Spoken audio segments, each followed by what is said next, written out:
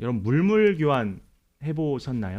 저도 어렸을 때 친구들과 물물 교환했던 기억이 있습니다. 작은 구슬을 가지고 저희 동네에서는 양이라고 했었거든요. 종이로 만든 이렇게 별도 그려 있고 사람도 그려 있는 뭐 그렇게 교환도 하고요. 또 그 양이와 딱지도 교환하고 이렇게 물물 교환을 했습니다.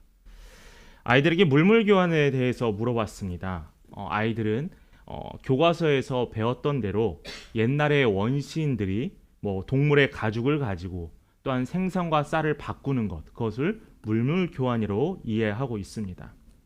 근데 이 물물 교환이라는 게 단점이 있죠. 뭐냐면은 큰 물건들을 가지고 이동하는 데는 불편함이 항상 따른다라는 겁니다. 그래서 이 물물 교환에 간소화하고 좀 편리하게 하기 위해서 무엇을 사용했냐면은 연결고리를 만들었습니다. 정말 옛날에는 이 조개 껍데기가 연결고리가 되었었고요. 조금 시간이 되어서는 금과 은으로 물건을 직접 주고 팔고 했습니다. 근데 이 금과 은뿐만 아니라 시간이 지나서는 돈으로 했고요. 이 돈이 지나서는 지금 여러분 다 사용하시는 신용카드로 사용을 하게 됩니다. 이렇게 물물 교환을 하거나 물건을 이 지폐나 화폐로 교환할 때는 거기에 맞는 가치의 평가가 있게 되죠. 요즘 과일값 정말 비쌉니다. 그러죠. 이 과일값 비싼데 이 과일값이 비싸나 싸나 똑같은 금액이 되지 않습니다. 사람들이 많이 수요가 있거나 아니면은 생산이 많이 적게 되면은 가격은 당연히 올라가게 된다는 거죠. 물물 교환의 가치는 서로 인정되어야만 그 교환이 가능해집니다. 이 물물 교환은 말씀드린 대로 물건 대 물건이 가능해지는데 그런데 물건과 사람으로 교환했던 시기가 있었습니다. 바로 노예를 주고 팔았던 시기였죠. 근데 이것은 옳지 않은 행동입니다. 사람을 가치를 매긴다거나 또한 그 사람의 물건의 가치를 매긴다는 것은 하나님의 창조물이고 피조물인 인간에 대해서 이건 분명히 잘못된 행동이죠. 사람은 돈으로 평가할 수 있는 대상이 아닙니다. 또한 사람이 또 다른 사람을 대신해서 교환할 수도 당연히 없습니다. 이 역시도 불가능하다는 거예요. 그렇지만 우리 주위에 한 사람이 다른 사람을 구해서 그 사람의 생명을 얻고 자신은 죽게 되었다는 의인의 이야기를 여러분 많이 들어보셨을 겁니다. 제가 지금 당장 기억나는 것은 과거에 일본에서 한 일본 유학생이 일본 사람을 선로에 떨어진 일본 사람을 구해내면서 그 사람은 죽은 사건이 있었습니다. 자신의 생명을 바쳐서 그 사람을 살려냈습니다. 우리 주위의 경찰관이나 소방관들도 그 위험한 상황에 들어가서 한 사람, 여러 사람의 생명을 구하기 위해서 자신이 직접 뛰어듭니다.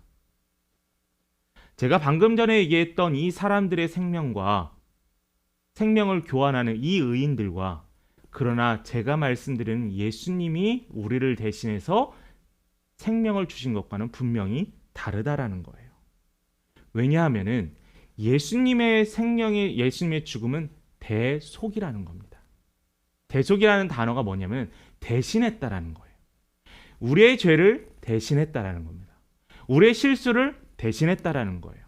예수님의 죽음은 한 사람의 생명을 살리기 위해서 대신 맞바꾸는 생명이 아니라 모든 사람의 죄를 위해서 스스로 십자가에 달리셨다라는 거예요. 능력 있는 사람은 자기의 능력으로 자기의 몸값을 지불하고 스스로의 책임에 벗어나려고 합니다. 그러나 대부분 노예나 포로는 자기 스스로 몸값을 지불할 능력이 안 돼요. 이런 점에서 누군가가 대신 몸값을 지불합니다. 여기서 예수도 마찬가지예요. 예수가 당신의 몸값을 우리를 위해서 대신 감당하셨다는 거예요. 죽을 수밖에 없는 우리를 대신해서 스스로 죄를 감당하셨다라는 겁니다. 오늘 읽었던 이 요한복음의 말씀을 가지고 우리가 계속 고난주간에 이 요한복음의 말씀을 가지고 나눴었는데 우리 특별히 세 가지의 예수님의 말씀을 확인해 보려고 합니다. 첫 번째가 내가 목마르다입니다. 오늘 우리가 읽은 본문 말씀을 기록한 사람은 요한이에요. 예수님이 가장 사랑했던 요한이고 예수님의 12명의 제자 중에서 유일하게 순교하지 않고 마지막까지 살아있고 죽게 되었던 이 요한입니다. 요한은 특별했던 것 같아요. 예수님의 제자들은 예수님이 잡히시던 날에 다 뿔뿔이 흩어져서 도망갔습니다. 왜요? 자신들도 똑같이 잡힐까 하는 두려움 때문에요. 그런데 오늘 이 요한복음을 쓴 요한은 도망가지 않았습니다. 끝까지 예수님의 그 골고다 언덕 아래에서 예수의 십자가에 달려 돌아가신 것을 보고 아파하며 애통했던 자가 바로 이 요한이었어요. 요한이 도망가지 않았던 이유는 아마 지나간 3년의 시간이 다 기억났을 거라고 생각을 합니다. 그래서 바로 첫 번째로 이 요한은 내가 목마르다에 집중하고 있어요. 예수님께서 십자가에 달려 돌아가시고 골고다 언덕까지 십자가를 메고 올라가시면서 예수님의 체력은 극도로 떨어졌습니다. 너무나 갈증이 났어요. 예수님께서는 십자가에서 무엇이라고 했냐면 내가 목마르다라고 했어요. 그런데 이 내가 목마르다라는 기록이 예수님이 과거에 하셨던 한 사건이 생각납니다. 바로 요한복음 4장에 있는 수가성의 여인, 우물가에 있는 사마리아 여인의 이야기와 똑같다라는 거예요. 사마리아 여인을 향해서 예수님께서 뭐라고 하셨어요? 내가 목마르다 하면서 그 여인에게 물을 떠달라고 했습니다. 요한복음 4장 11절에 한번 봅니다. 여자가 이르되 주여 물기를 그릇도 없고 이 우물은 깊은데 어디서 당신이 생수를 얻겠사옵나이까? 그러자 예수님께서 대답해 주셨어요. 4장 13절부터 15절의 말씀 우리 함께 봉독하도록 하겠습니다. 시작. 예수께서 대답하여 이르시되 이 물을 마시는 자마다 다시 목마르려니와 내가 주는 물을 마시는 자는 영원히 목마르지 아니하리니 내가 주는 물은 그 속에서 영생하도록 솟아나는 샘물이 되리라. 여자가 이르되 주여 그런 물을 내게 주사 목마르지 않고 또 여기 물 길러 오지도 않게 하소서. 자, 예수님께서 이 사마리아 여인에게 물을 달라고 했던 것은 그때는 그 여인은 물을 떠주는 거였어요. 우리가 마시는 물이었습니다. 그러나 예수님께서는 이 여인을 향해서 무슨 물을 줬냐면은 영원히 목마르지 않는 물을 준다라고 하셨어요. 사마리아인이 여인이 예수로 말미암아 영원한 생명의 물을 마실 수 있게 되었다는 거예요. 그 목말랐던 예수님이 이제는 십자가에서 우리를 향하여 목마르다 말씀하셨습니다.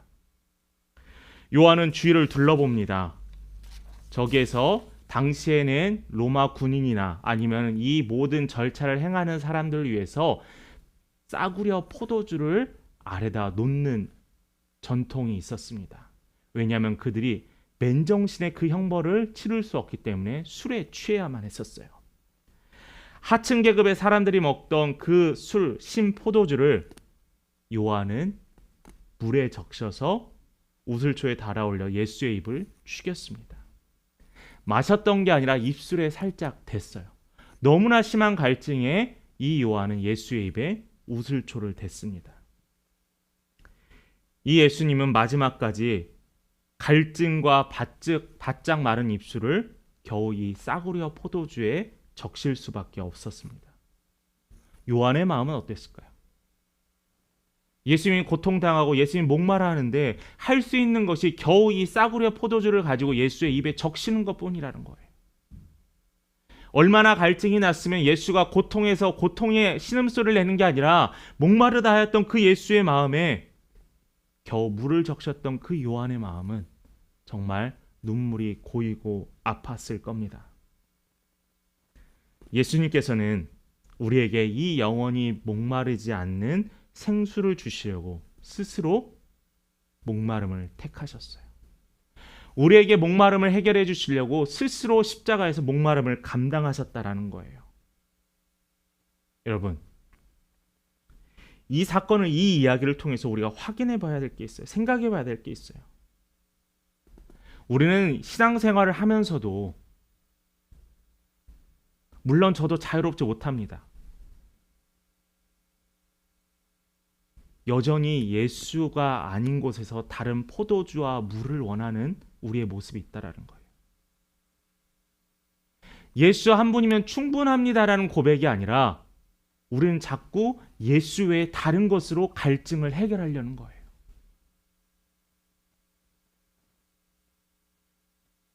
그런데 여러분, 많이 갖는다고 목마름이 해결되나요? 많이 높아졌다고 목마름이 해결되나요? 아니요. 우리는 끊임없이 요구하게 되더라고요. 목숨조차 아낌없이 내어주셨던 예수님께 감사하기는커녕 주신 은혜에 감사하고 만족하고 예수님께 찬양하기는커녕 우리는 더 불평, 더 불만, 더 걱정 가득 차 있지 않은지. 그러면서 우리는 예수님께 예수님 제가 목마릅니다. 내 갈증을 채워달라고 하지 않는지. 여러분, 우리는 예수님의 갈증에 우리가 해결해 주려고 힘써야 한다는 거예요. 예수의 목마름에 우리가 그 입술에 물을 적셔 예수님께 다가갈 수 있는 용기가 있어야 한다는 겁니다. 여러분, 우리가 목말라야 돼요.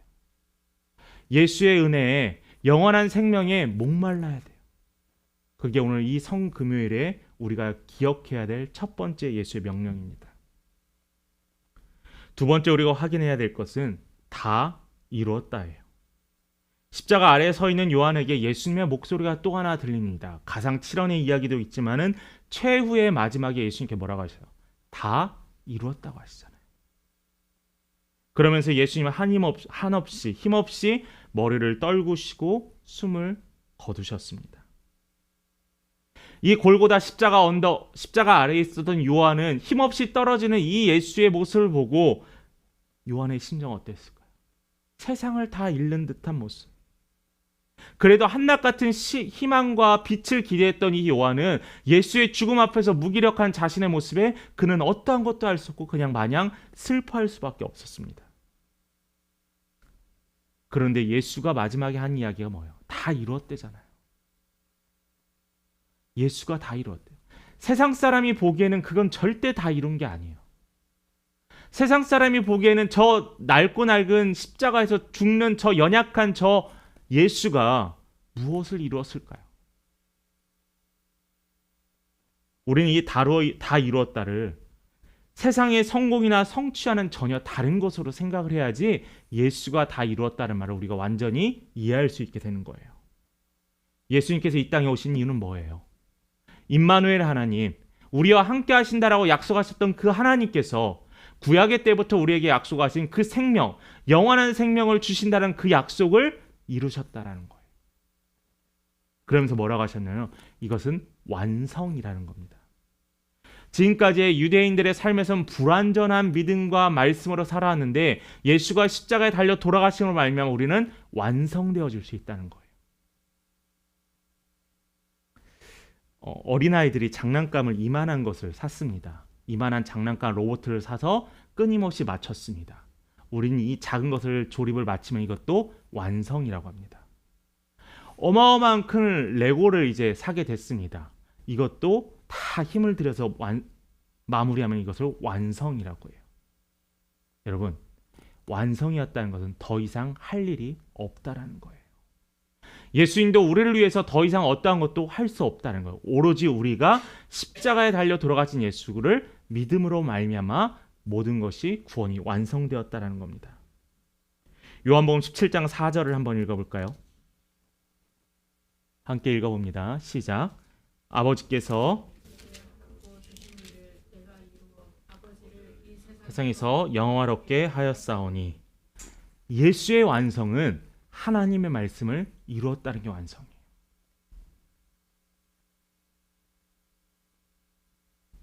여러분, 우리도 마찬가지예요. 우리의 완성은 하나님의 말씀을 이루는 거예요. 우리 모두 다 각자의 목표나 각자 이루고 싶은 꿈들도 있습니다. 그런데 그것보다 더 먼저 돼야 하는 거 뭐냐면은 예수의 십자가, 하나님의 말씀의 완성을 나를 통하여, 우리를 통하여, 우리 교회를 통하여 완성되어지는 게 우리의 사명이 되어야 한다는 거예요. 훗날 제자 요한이 이런 이야기를 합니다. 태초에 하나님과 함께 계셨던 분이라고 스스로를 이야기해요. 요한복음 1장 1절의 말씀입니다. 요한복음 1장 1절 함께 찾아보면은 태초에 말씀이 계시니라 이 말씀이 하나님과 함께 계셨으니 이 말씀은 곧 하나님이시라. 이게 뭐냐면요. 하나님께서 태초를 천지를 창조하실 때 누가 함께 하셨냐면 예수가 함께 하셨대요. 로고스라는 말로 말씀이신 예수께서 함께 참여하셨다라는 거예요.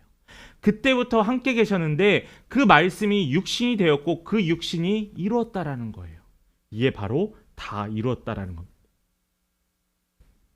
과거에 모세, 이스라엘 백성들이 출애굽을 하고 나서 하나님께서 놋뱀을 바라보게 하셨던 그 사건이 기억납니다. 골고다 언덕, 이스라엘에서 예루살렘의 가장 높은 곳에 있는 골고다 언덕의 또 높은 십자가에서 매달린 그 예수님을 바라볼 때 우리는 어떤 생각을 해야 될까요? 어떤 마음을 가져야 될까요? 저 높은 곳에 세워진 십자가는 바로 하나님의 말씀의 완성을 이루러 오신 예수님 말씀의 성취, 완성이라는 겁니다. 예수님의 그 골고다 십자가 언덕 위에서 예수님은 하나님의 사랑을 완성시켰어요. 그러므로 말미암아 죄 가운데 죽을 수밖에 없는 우리가 영원한 생명을 꿈꿀 수 있게 되었습니다. 영원한 생명을 소유하게 됐어요. 하나님이 예비하신 하나님의 나라에 승차권을 얻게 되었다라는 거죠. 그러면서 무엇이라고 이야기하냐면은 하나님이 십자가에 달렸다라고 우리는 확인해 볼 수 있습니다. 당시 십자가는 누군가를 죽이기 위한 사형의 도구라는 목적보다는 사실은 고문의 도구였어요. 고문. 이 십자가 처형은 누가 감당을 하게 되냐면은 로마에 대항하는 반역자들이 바로 여기에 매달립니다. 그렇다면은 이 십자가에 달리게 되면은 대부분의 사람이 최장 살 수 있는 사람이 3일 정도 이 십자가에 매달린다고 해요. 그러니까 손과 발에 못을 박히고 3일 동안 살아간다고 합니다. 천천히 피가 흘러내려 결국 죽게 된다는 거죠. 근데 우리 예수님은 어떻게 됐어요? 6시간 만에 돌아가셨잖아요. 예수님의 육체는 연약해졌어요. 그런데 실제로 이 고통 가운데 있었던 수많은 사람들이 이렇게 오래도 있었지만은 이렇게 수많은 사람들이 볼 수 있는 높은 곳에 세웠던 이유는 사람들에게 경각심을 주기 위함이었어요. 야, 너희들 나한테 대적하거나 너희들 나한테 반역하면 너희들도 똑같이 이런 십자가의 고통을 당할 것이야 라고 하면서 그들에게 경고하는 메시지였어요. 그런데 예수님은 어떤 분이세요? 유월절 어린 양이시잖아요. 우리를 대신해서 십자가에 달려 돌아가신 분이잖아요. 이 예수님은 그 높은 곳에서 스스로 하나님이 십자가에 매였음을 증거하시는 거예요. 육신은 예수님께서 십자가에 매달려 돌아가시지만은 하나님께서는 우리를 너무나 사랑하시고 때문에 그 십자가에 함께 매달려 죽은 겁니다. 제가 좋아하는 신학자 중에서 몰트만이라는 사람이 있어요. 미국에서 신학자이신데 이분이 십자가에 달린 하나님이라는 이야기를 했습니다. 6월절 어린 양으로 오신 이 예수님께서 죽음과 고통, 아픔을 경험하셨다는 거예요. 하나님은 그 거대한 사랑으로 어디에 계시냐면 십자가에 함께 하셨다라는 거예요. 왜요? 죽기까지 우리를 사랑하시니까. 당신의 하나분이 없는 이 독생자 아들 예수 그리스도를 십자가에 매달 수밖에 없었던 이유는 우리를 너무 사랑하니까요. 매일매일 십자가를 품고 살아가는 건 참 어렵습니다. 그렇죠? 이상하게 교회 오면 왠지 작아지고 회개해야겠다고 생각하는데 세상에 살아갈 때는 잠깐 계속 잊어버릴 때가 너무나 많아요. 하나님의 말씀은 교회에서 나의 삶은 나의 직장의 삶은 나의 직장의 삶의 룰대로. 그렇다 보니까 하나님은 어디에 갇혀 계시냐면 교회 안에 갇혀 있어요. 기껏해야 예배드리는 가운데 예배드리는 사람들이 모임 안에만 갇혀 있어요. 근데 우리 창조주 하나님은 이 안에 갇히실 분이 아니에요. 하나님은 지금도 세상 밖에서 역사하시고 세상 밖에서 일하시는데 우리는 자꾸 이 하나님을 계속 이 안에 가둬놓으려고 해요. 그러니까 십자가의 능력이 세상에서 보이지 않는 거예요. 이 십자가의 능력을 품고 살아가지 않으니까 그 어느 곳에서도 하나님의 십자가를 품고 살아가지 못하고 십자가의 능력을 신뢰하지 못하는 거예요. 그러니까 걱정하는 거예요. 두려움의 반대가 무엇일까요? 믿음이에요. 우리는 믿음을 소유해야 하잖아요. 그런데 우리는 자꾸 두려움이 생겨요. 믿음과 두려움은 같이 있을 수 없습니다. 십자가는 사랑의 결정체였어요. 십자가는 물론 아프고 참혹했지만 그 잔인한 만큼 놀라운 하나님의 사랑이었습니다. 여러분, 우리의 믿음은 어디서부터 시작할까요? 오늘 말씀의 제목은 십자가로부터 십자가까지입니다. 우리의 믿음은요, 이 십자가부터 출발하는 거예요. 왜냐하면 우리 모두 다 세례받고 예수를 나의 구주라 믿었을 때가 바로 그때가 십자가를 믿고 십자가에 죽으신 예수를 믿거든요. 과거에는 우리가 그렇게 십자가를 믿게 되어 신앙생활을 했습니다. 우리가 사는 지금의 시간은 십자가를 메고 살아야 돼요. 그런데 이 십자가를 자꾸 벗어 던지려고 해요. 부담되니까 잠깐 멀어지려고 해요. 교회를 신앙생활 하다가 안 다니시거나 신앙생활 떠나는 분들이 참 많습니다. 근데 그분들이 하시는 얘기는 교회의 단편적인 모습들을 이야기하고 교회에 대해서 비판하는 경우도 있어요. 물론 교회나 목회자가 잘못한 경우도 분명히 있습니다. 그런데 저는 마음이 아파요. 나의 십자가를 지려 하지 않고 십자가를 외면하니까 교회를 떠나게 되는 거고. 예수님께서 우리에게 이야기했잖아요. 너의 십자가를 지고 나를 따르라라고 했잖아요. 근데 언제부터 우리는 그 십자가를 벗어던지고 하나님 나에게 은혜만, 하나님 나에게 축복만, 하나님 나를 돌봄만 이렇게 요구하니까 그 십자가를 메고 지나가는 사람이 없다라는 거예요. 요한복음 14장 6절, 우리 새벽의 말씀 시간에 함께 나눴던 말씀인데 내가 곧 길이요 진리요 생명이라고 했어요. 우리가 가야 할 길이 바로 이 십자가의 길입니다. 그래서 우리는 어떠한 수단과 방법을 다해서 이 예수의 이름으로 살아가기 위해서 힘써야 한다는 거예요. 물론 고난도 있습니다. 핍박도 있어요. 그렇지만 우리가 과거에 있었던 다른 나라에 있었던 예수 믿는다고 총으로 쏘거나 칼로 찌르는 그러한 핍박은 없잖아요. 그런데도 우리는 그럼에도 불구하고 핍박 가운데 있을 수 있습니다. 그런데 여러분, 십자가를 품고 살아간다는 것은 뭐냐면은 그 핍박의 십자가를 지고 예수와 함께 걸어가는 거예요. 그 고난의 길을 내가 감당하겠다고. 왜요? 영원한 생명의 길을 소망하기 때문에. 그래서 우리는 결심하는 겁니다. 그것이 바로 십자가 신앙이고요. 그게 바로 기독교예요. 우리 기독교 안에 이 십자가를 메고 십자가가 없으면은 우리는 무의미해요. 불교에도요, 좋은 가르침 많아요. 다른 종교에도 좋은 가르침들 많아요. 그런데 기독교에는 왜 우리가 기독교에만 하느냐? 그건 십자가, 부활과 생명이 있기 때문에. 그래서 우리는 생명의 종교가 되는 겁니다. 우리가 걸어야 할 길은 너무나 분명합니다. 이 거룩한 금요일 밤에 우리의 삶을 다시 십자가를 지고 감사함으로 걸어가는, 또 결단하는 우리가 되었으면 좋겠습니다. 오늘 이 자리에 모인 우리 모든 성도님들 가운데 바로 이 십자가를 메고 그 십자가를 통하여서 영원한 생명을 약속하신 그날까지 여러분 끊임없이 걸어가고 감당하기를 간절히 축복합니다.